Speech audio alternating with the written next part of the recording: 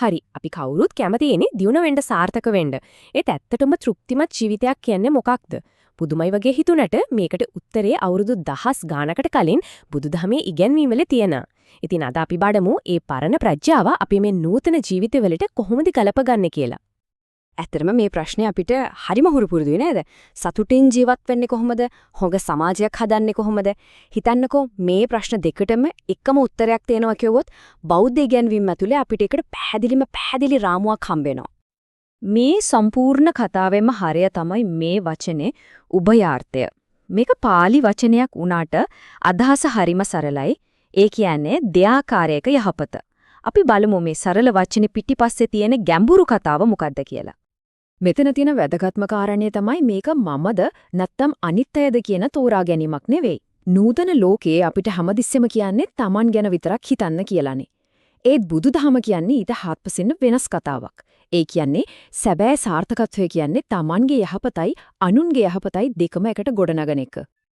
බලන්න මේකේ වම් පැත්තේ තියෙන Tamanගේ යහපත දකුණු පැත්තේ තියෙන සමාජයේ යහපතට කෙලින්ම සම්බන්ධ වෙලා තියෙන හැටි මේකේ නැත්තටම කියවෙන්නේ අපේ පුද්ගලික දියුණුව කියන්නේ තනියෙන් වෙන දෙයක් නෙවෙයි ඒක මුළු සමාජයේම යහපතට කරන ආයෝජනයක් කියන එක.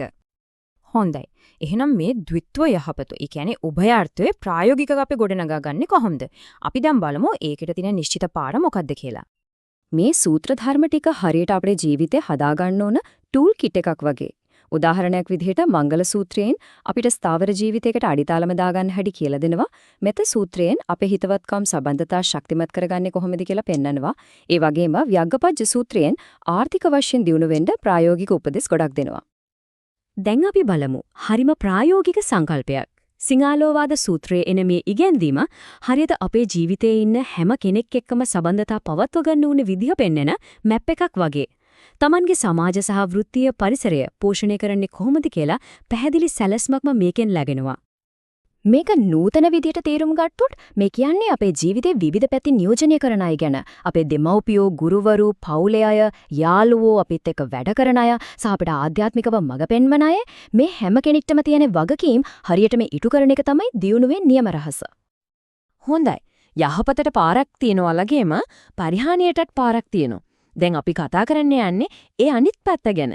මේක පුද්ගල සහ සමාජ පරිහානියට හේතු වෙන කාරණා ගැන බරපතල අනතුරු ඇඟවීමක්. මේක තේරුම් ගන්න එක හරිම වැදගත්. බුදුදහමට අනුව මේවා නිකම්ම වැරදි දේවල් විතරක් නෙවෙයි. මේවා හරියට විෂ බීජ වගේ. මේ වැඩ කරනවා නම් ප්‍රතිඵලය අනිවාර්යෙන්ම පරිහානියයි. ඒකෙන් ගැලවීමක් නැහැ.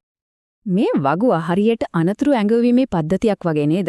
මේ සූත්‍ර තුනෙන්ම පෙන්වන පොදු කාරණේ තමයි තමන්ගේම විනාශයට හේතු වෙන ක්‍රියා, සමාජයෙන් කොන් වෙන්න හේතු වෙන ක්‍රියා සහ මුළු ජීවිතේම විනාශ කරන ක්‍රියා අතර පැහැදිලි සම්බන්ධයක් තියෙනවා කියන එක.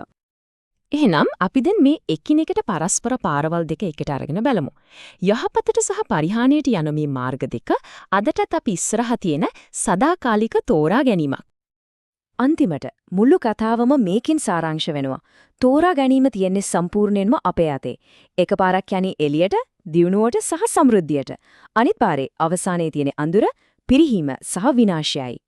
උන්නෝක තමයි උභයාර්ථය කියන ගැඹුරු සංකල්පයේ හරය. තමන්ගේ සැබෑ යහපත රැඳිලා තියෙන්නේ අනිත් අයගේ යහපත මත. ඒ වගේම සමාජයේ යහපත රැඳිලා තියෙන්නේ පුද්ගලයන්ගේ හොඳ ක්‍රියා මත. මේ දෙක කවදාවත් වෙන් කරන්න බෑ.